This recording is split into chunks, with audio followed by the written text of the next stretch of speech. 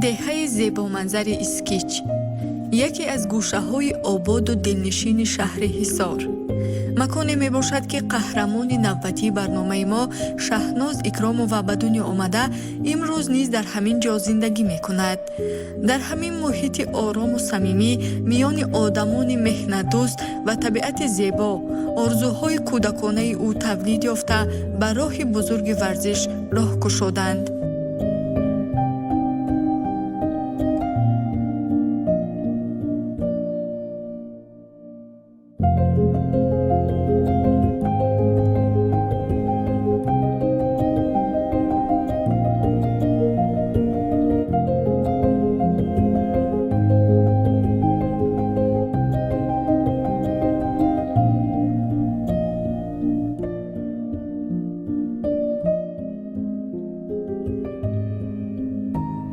قدم‌های نخستین شهناز به جهان ورزش از آوان کودکی آغاز یافتند.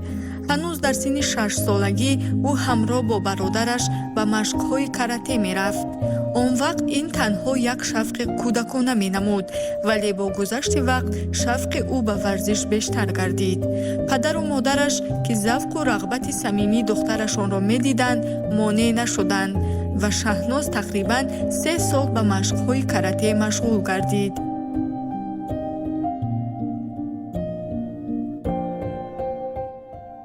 سببی به ورزش رفتن شهناز اولا از اکاش پیروی کرد. راستی اکاش مشق میرفت و بسیار گریه میکرد. منم مشق میرم خیلی بعد قطعی اکاش بردم و ورزش بعد تولر ورزشی بعد خیلی راستی گفت یک هفته کمتر عذاب کشید بعد آموخته شد. دیگه گریه میکرد. من زال میرم گفتم خیلی گریه میکرد. بعد موندیم زال دا یک مدتی 6 سال کاراته مشق کرد. مکتب ما ای طرف کمیته ورزش آدم روی کردن که کودکای همین دهه با ورزش جلب کنیم و یگان پیشروی شود در قشلاق. بعد یک وقت داداش گفتم که همین انبر بسیار زیقی کرد و اینا برد. من در کمانات من وقت کاراته بود. من کاراته مشق کنم. همین خیلی 2-3 ماه رفت آخر عاقبت برای یک کمانو خریده. بین همین 3 سال خوب بگنده 3 سال مشق کردن. روزهایی که اول بر تالار ورزشی آمد او در برابر پسران مشق و تمرین‌های خود رو میکرد و من حس میکردم که او گرچند دختر است ولی مشکلی جدی ندارد و مسابقه‌های شهری اشتراک میکرد، سزاوارهای جایهای نمایان میگشت و بعداً مشق و تمرین‌های قربانزاده مدینه را که دید با رشته گشتن طرز جدا گذشت. فعالیتش در اونجا خیلی خوب بود. با سطح بین المللی یعنی گویم در شهر خوجند سزاوار جای نمایان گشت. دستگیری پدر و مادر شهناز خیلی خوب بودن. خب نظارت میکردن. من 6 ساله بودم به کاراته رفتم و با همراه اکام و این نمود ورزش رفتم و مشق کردم و به مسابقه ها رفتم. مشق ها خیلی خوب بودن و دشوار نبودن و بعد چند وقت من به مسابقه ها رفتم.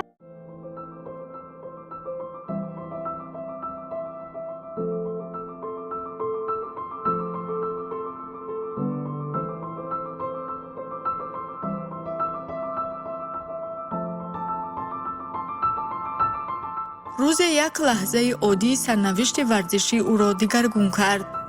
شهناز از طریق تلویزیون هنر و مهارت ورزشگر جوان مدینه قربانزاده را تماشا نمود. این منظره در قلب او الهام تازه بخشید و آرزوی نو به وجود آورد. همین طور او تصمیم گرفت به نمود گشتین جودو گذرد.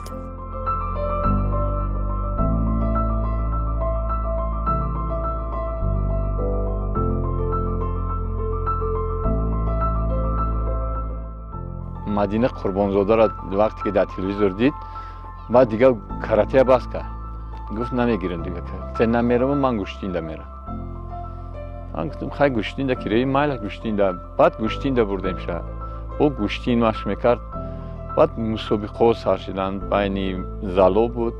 مسابقه ده هر یک مسابقه میشه من خودم میبرم شده که با این زالودا بردیم جای یکم گرفت و جای دیوم هم گرفت. نکیم رو افتادن نیست فقط جای دیوم میگیرید دلبرداری میکردیم که دخترم هیچ گپ نیست ورزش یکم میگیرید دیوم میگیرید سیوم هیچ گپ نیست در ورزش. بعد مسابقه نهیوی شد داوجو رفت جای یکم گرفت. بعد جمهوریت تکلیف کردن اونجا رفتیم اوقات نمیخورن که ورزش باشه. وقتی که مدینه قربانزاده در تلویزیون برآمد میکرد همه کارا میپرتاید. من باید مدینه را ببینم گفتم. ما خیلی خرسند هستیم که چنین فرزند داریم که آبروی ما میبردارد، آبروی دهه میبردارد، آبروی استادش مرتضی ناصرов هم میبردارد. بعد همین گشتینای هر ناحیه تماشا کردیم که یکی مدینه دید که در دستش گاو برآورده. دخترای هم گاو میتین من گفتم که خاک گشتینه تو نیستی میگیری چون نمیگیری؟ من گشتینه فلان جا بریده. بعد خود دی بخته رفت و دنگره رفت و بعد نورک رفت و بعد یک جمهوریوی دا چسبیدن. اول دهه به دهه بود، بعد بین رایون ناحیوی شد، بعد جمهوریوی شد. در جمهوریوی جو گرفت خیلی اکن اید قشلاق برآمد زلای کلان دید ایوای با کلانترا شدید با آدمایی که مثال پیشرفته‌اند قطعی و یاس هم صحبت شد دیگه ایستاده نتونست. قدم‌های اولین او در مسابقه‌های خرد دهه به دهه آغاز گردیدند. با جسارت و اراده قوی شهناز به میدان رقابت می‌برآمد و تدریجاً تجربه ورزشی خود را زیاد می‌کرد. بعداً او در مسابقه‌های شهری و ناحیوی نیز شرکت ورزیده مهارت خود را باز هم صیقل داد.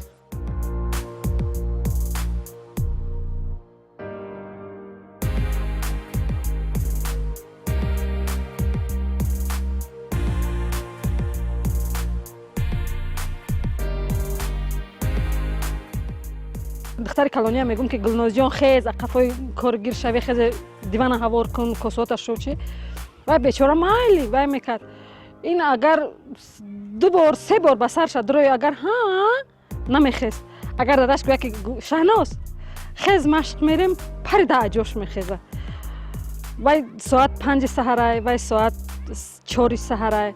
من مثال من خوجند وای اونجا راهی دراز 3-4 ساعته استاد چون زنگ زده که سحر ساعت 5 باید که شما در سرگاه باشه که ماشین سوار میشه میریم. ما شما فکر کنه که اینجا تو سرگاه ورزوبه 1.5-2 ساعته راه برای مسابقه و ساعت نگاه نمیکنه هاپ تاپ تاپ میخیزه سر روش میشه لباساش میگیره خوردنی پوشیدنی همه طرفه میخیزه هم قچقان داده شدی داده ویدار راست میسه داده شدی دیر کردیم داده شدی با درجه ذوق داره با درجه شوق داره.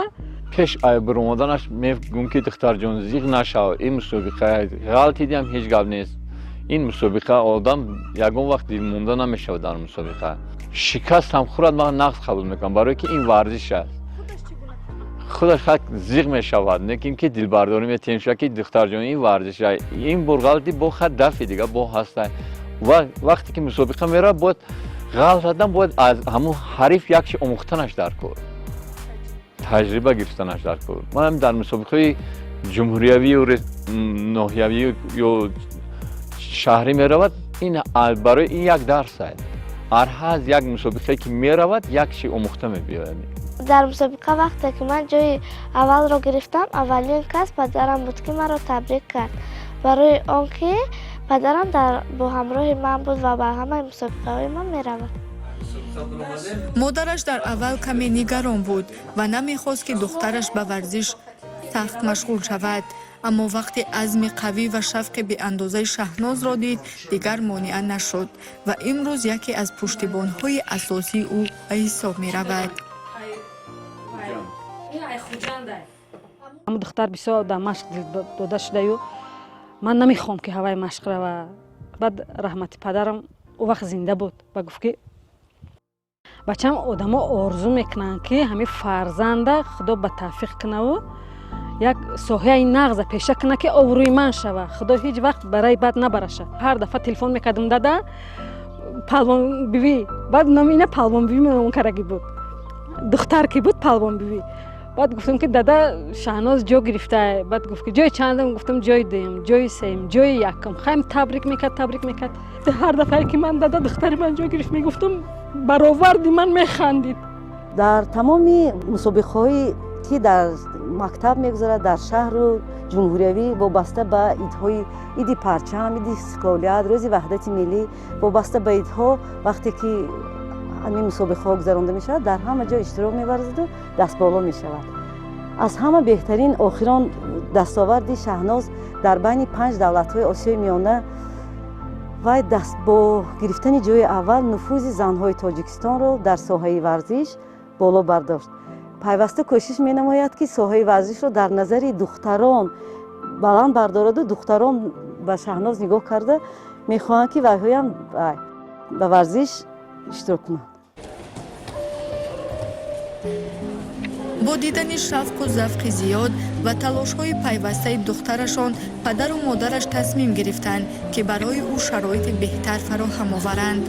همین طور شهناز را برای مشق‌های جدی و تالار ورزشی کنگورد بردند. در اینجا او زیر راهبری مربی مرتضی ناصروف و مشق‌ها آغاز نمود.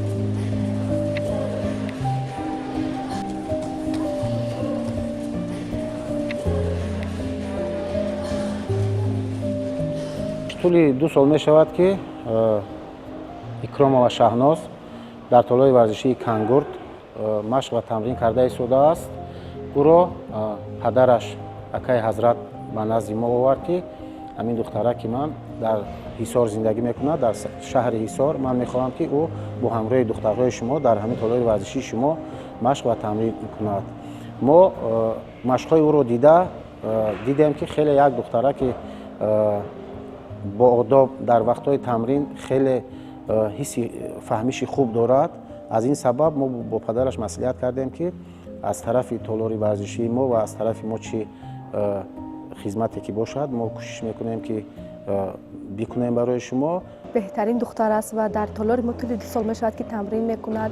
خصلتش هم خیلی خوب است. با دختران با هم دیگر تمرین میکنند و دوست هستند و پیش از مسابقه هایی که سفربر میگردند از من کمک میگیرند و از من پرسان میشن که به من اصول ها رو به من نشان دهید، چون که شما از ما کمی کلانتر هستید و آنها مصلحت میدهم چی خطایی میکنند. اون خیلی دختر خوب است.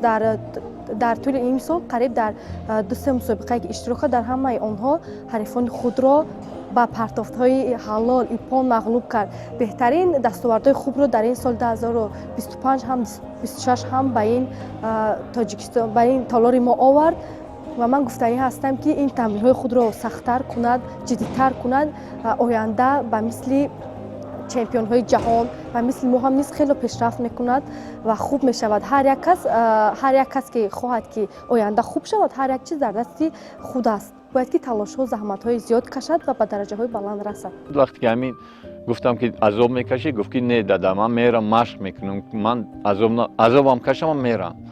لیکن روزایی که مشق میرود باور کنید چخیر بوم سحر میره و خطی من جای کار من تو وقتی مشق شد در جای کار من با اونجا با خودش مشق میرود. 1 ساعت پیش اونجا میبرد که من میرم اول در اونجا خطی دخترم میستم. هر یک انسان برای خود یک ذوق داشته باشه باید. اگر ذوق نمی داشته کو وای صد مجبور کنیست وای نمیشه. وای چیزی که ذوق داره کو وای دیگه بوده.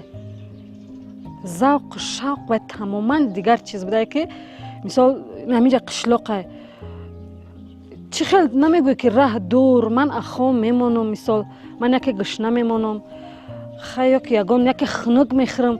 روزای میشه که بارون به درجه هست که من همین الماسی اول طرف دوشنبه حصار هست کو رای کلان میبیای به طرف درن میبیای که طرف درن درد رو آمدن ده باید که یه ماشین دیگه اشته بیایی انا که تا ماشین دیگه آمدن ده انمو خنک شمال انم خمیسته شما حس کنه که خنک میخوری آخی برای این فرق نداره. تو کسل نشوی تو چی نشوی هیچی نمیشم. مربی با افتخار میگوید که شهناز از جمله آن شاگردان است که با مهنت و اراده قوی در تالار مشق کرده به نتیجه های نظررس نائل گردیده است.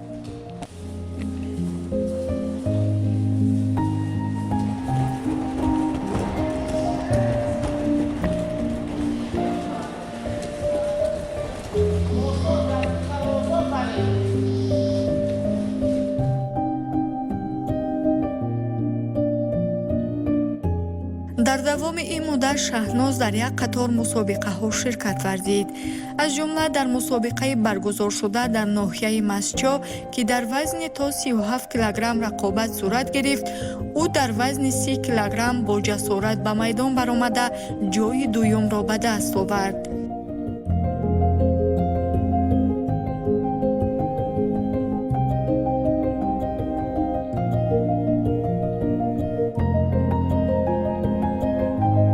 вақте ки таклиф кардам мо мусобиқаи масчоба рафтем, мо рафтем аинҷа гуфтанд ки дар вазни ин неста.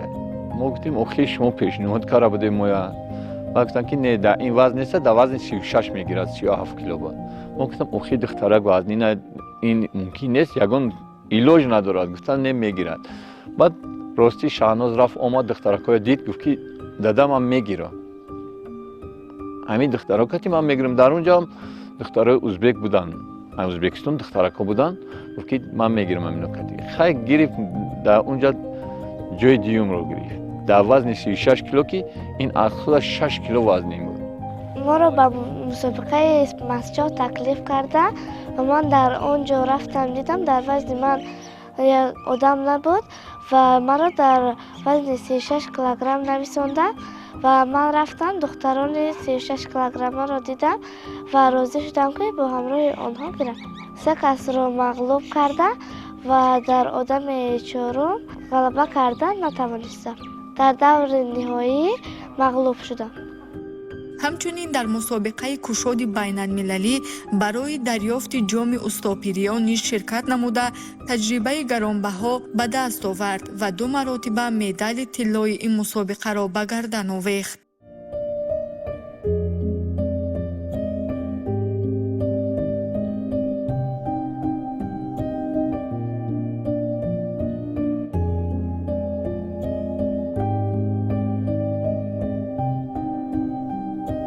طول 2-3 سال میشود که این مسابقه خیلی یک مسابقه با نفوذ میگذارد. زیاده از 1500 تا ورزشکار در این مسابقه اشتراک داشت.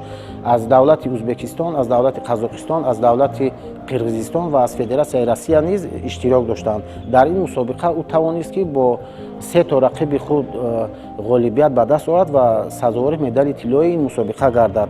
همین مسابقه باز ماه نوامبر سال 2025 برگزار گردید که زیاده از 2000 نفر ورزشگر در این مسابقه اشتراک داشت از همین دولت‌های ازبکستان، قزاقستان، قرغیزستان و فدراسیون روسیه و دولت خودمان تاجیکستان که در این مسابقه نیز خیلی با یک رقابت‌های خوب فعالانه اشتراک کرده توانست که در وزن 30 کیلوگرم برنده مدال طلایی این مسابقه شود و در یک سال او توانست که جام کامرشای استاپیران را 2 بار صاحب شود. من خودم در هیجان بودم برای که وقتی یکم بار این من رقیبانی خیلی دخترکای ازبک دید دیگر روس دیده این خودش یکم بار دیده گفت دادا چخیل کنم گفتم دختر هیچ گپ نیست چخیل که در زل گوشتین میگیری همون خیلی گوشتین گرفتن وقتی بر اومد یکم دیومش زد شده شد چخیل شد دیگه راستی من سیمش خودم تماشا نکردم.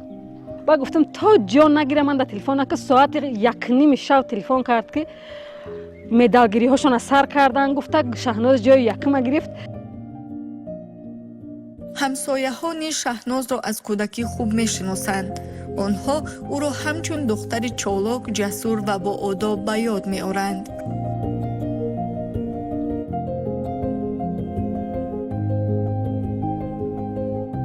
در همسایگی دختری بهترین کلانشزاد. شهناز دختری کارگر، دختری خاکسار، یاردمچی مادرش، کارهای مادرش به یاردم میتید. میره درسش میخواند، میبیاد و کارهای مادرش به یاردم میتید. چند سال شد نوروزی قشلاق با میره گوشتین میگیرد. مکتب هم خورسند، آیله هم خورسند، دهه هم خورسند که دهی مهان قشلاق همه خیلی دخترک ورزشگری خود کرد است.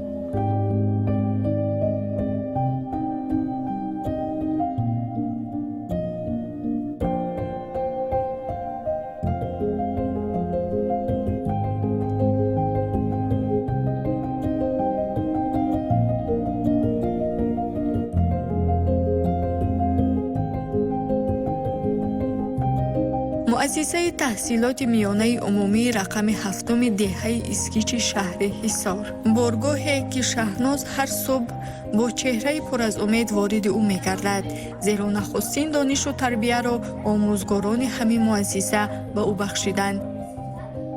اکرام شهناز بسیار در درس‌ها فعال میباشد. در برابر تمرین در تالار مؤسسه و با درس‌ها با تئوری خوب میبود و اینچنین در مسابقه‌های منطقوی و شهری و بین‌المللی اشتراک کرده است. این باعث افتخار همه ما آموزگاران این مؤسسه میباشد. و من گفتنی هستم که با اکرام و شهناز یک قطار دختران نیز پیروی کرده ایستادند. ما آموزگاران همه وقت در وقت دستگیری این خواننده آماده هستیم، دستگیری میکنیم، تمام شرایط مهیا میکنیم و کمک میکنیم. عین حال شهناز خواننده صنف 5 می باشد. او در برابر ورزش در تحصیل نیز فعال بوده. همصنفانش از داشتن چنین همصنف با استعداد افتخار میکنند.